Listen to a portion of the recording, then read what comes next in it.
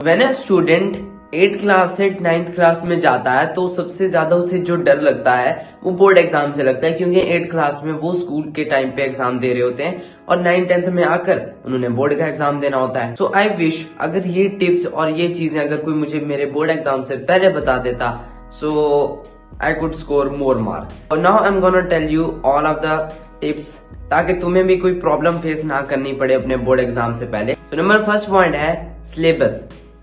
तो हमारा सिलेबस ना बोर्ड एग्जाम से पहले ही कंप्लीट हो जाता है, ठीक है। रिवीजन के साथ में अगर बात करूं तो 7-8 दिन पहले कंप्लीट हो जाता है, उसके बाद हम रिवीजन अपनी कंप्लीट कर।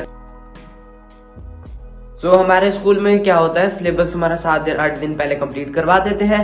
अब ये तुम्हारे स्कूल पर डिपेंड करता है कि तुम्हारा स्कूल कितने टाइम पहले तुम्हारा सिलेबस कंप्लीट करवा देता है। और लास्ट के जो 3-4 दिन होते हैं बोर्ड एग्जाम से पहले, उसमें सिर्फ रिवीजन ही करनी होती है। तो मैं एक एडवाइस दूंगा, अगर तुम्हारा सिलेबस कंप्लीट नहीं है तो जितना है वो एक्सीलेंट होना चाहिए और उसी की रिवीजन बार बार करते रहो। न्यू चीजें मत सीखना वरना मैसअप हो जाएगा और बहुत गड़बड़ मच जाएगी, जो पढ़ा है वो भी भूल जाएगा। तो जस्ट जो पढ़ा है उसे रिवाइज करते रहो लास्ट के दिन में, एंड दैट्स इट। अब अनदर थिंग वो है तुम्हारी sleep. Sleep is a very most important, that should be your first priority.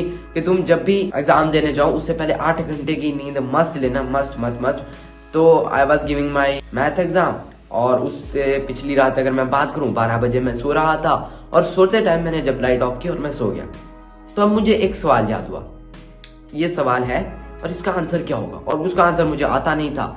तो मैंने कहा मुझे तो कुछ आता ही नहीं है, ओ माय गॉड। फिर मैंने लाइट ऑन की, फिर मैं दोबारा करता गया, सवाल करता गया। 2 बजे तक मैंने ऐसे सवाल किए, 2 बजे सो गया, फिर मैं 5:30 उठ गया। इतनी सी नींद से मैं देने जा रहा हूँ एग्जाम, और वहां पर मुझे इतना सर दर्द हुआ, मुझे इतना गुस्सा आ रहा था एग्जाम को देखकर, उस पेपर को देखकर।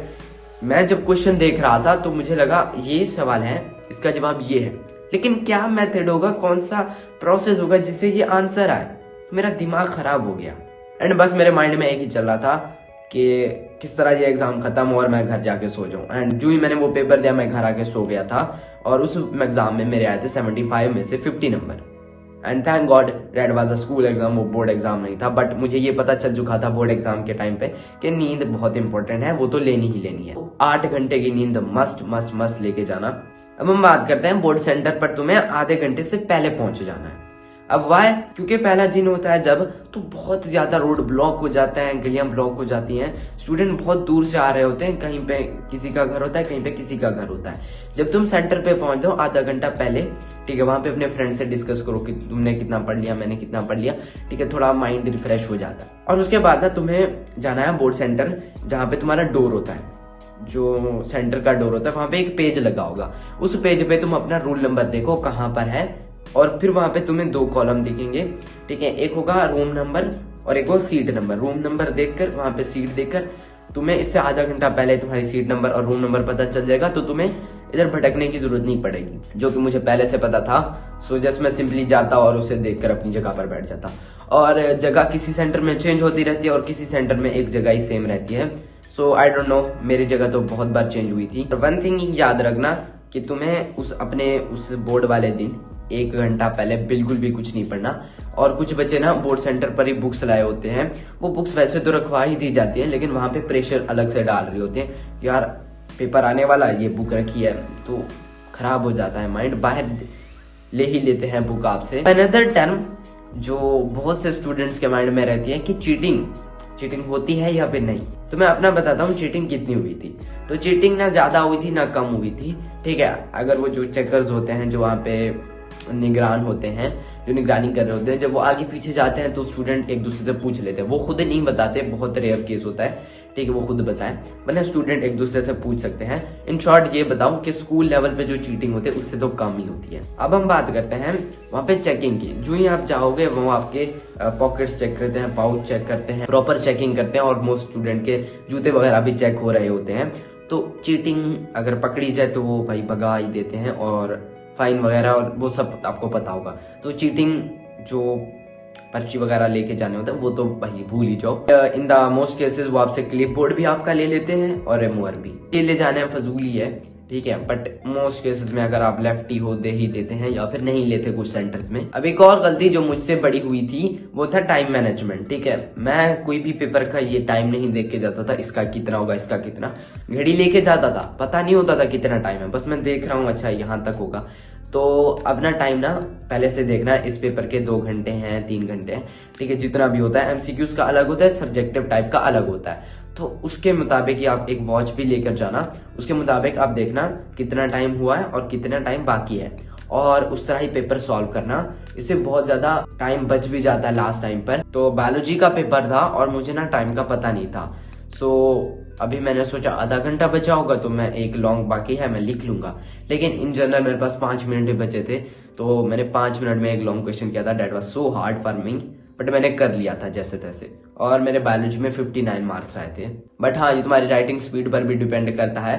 तो पेपर प्रेजेंटेशन की बात कर लेते हैं। पेपर प्रेजेंटेशन में आपने एक ही चीज करनी है, मार्जिन लाइन, बस मार्जिन लाइन ड्रॉ करो, बाकी फूल वगैरह वो है वो उसकी बात मैं नहीं कर रहा, ना ही वो मैटर करते हैं, ठीक है, वो आपका जस्ट टाइम वेस्ट करेंगे। Question number 2 and part number 1 वो जो होती है वो तो नेसेसरी है, और मार्जिन लाइन जो ही तुम्हारी आंसर शीट मिले उस पर ड्रॉ कर लेना। अब एक गलती जो मुझसे हुई थी वो है जब आपको आंसर शीट मिले वो उसको चेक ना करना। अब मेरा इस्लामियात का पेपर था, जब मुझे आंसर शीट मिली मैंने उसे चेक नहीं किया और मैंने रूल नंबर लिख दिया। जब मैंने आगे देखा तो वो आंसर शीट खाली थी, ब्लैंक थी। जब मैंने चेंज कराने का कहा, उन्होंने कहा तुमने तो रूल नंबर लिख दिया, चेंज नहीं होगी। तो अगर तुमने कुछ भी उस शीट पे लिख दिया है और वो ब्लैंक है तो वो चेंज नहीं होगी बाद में, ठीक है। तो जो ही आपको आंसर शीट मिले आप चेक कर लेना कहीं ये ब्लैंक तो नहीं है, कहीं इसकी फटी हुई तो नहीं है, वरना बहुत ज्यादा प्रॉब्लम क्रिएट हो जाती है। तो जो ही आंसर शीट मिले अपनी मार्जिन लाइन ड्रॉ करके ये पहले चेक कर लेना कि कोई इशू तो नहीं है। अब नेक्स्ट है, कुछ बोर्ड सेंटर पर ना पानी पीने का सिस्टम वगैरह वो नहीं होता, लेकिन जैसा कि मेरे सेंटर पर था तो अपनी एक अलग से वाटर बॉटल लेकर जाओ। बहुत ज्यादा प्यास लगती है, स्टार्ट करने से पहले भी पानी पीना होता है और बाद में भी बहुत ज्यादा प्यास लगती है, मुझे तो बहुत ज्यादा लगती थी। तो अपने घर से एक बोतल लेके जाओ, वहां पे पानी पी सकते हो, क्योंकि आई डोंट थिंक सो कि हर सेंटर में हो। मेरे दोस्त कहते थे कि उनके सेंटर में ये सिस्टम था पानी वगैरह का, वो खुद आके देते थे, लेकिन हमारे पास ऐसा नहीं था। अब लास्ट एंड मोस्ट इम्पॉर्टेंट है जो कि तुम्हारे सारे बोर्ड एग्जाम अच्छे करवा सकती है, वो है अपने दोस्तों से डिस्कस मत करो। पहले दिन तुम डिस्कस कर लो, ठीक है, मतलब पेपर स्टार्ट होने से पहले। जो ही तुम पेपर करके आगे हो घर में ही मत चेक करो आंसर इसका क्या था, इस एमसीक्यूज का आंसर क्या था। घर वालों को बस ये बता दो कितना अच्छा वो पेपर हुआ।